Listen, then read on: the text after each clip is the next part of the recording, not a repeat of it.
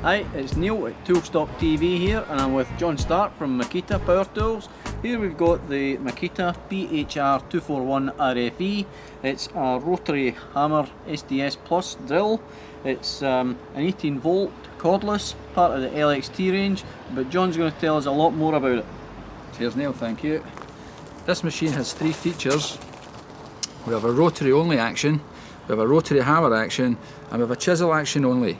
If the chisel's in place, by switching the knob to the circle part, we can adjust the angle of the chisel when it's in use.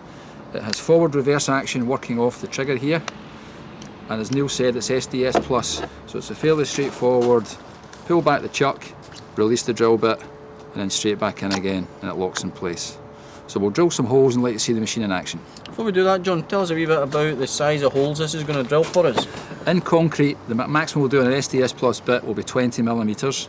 In steel it's 13mm, and in wood it's 28mm. Okay, so let's fire this into some concrete.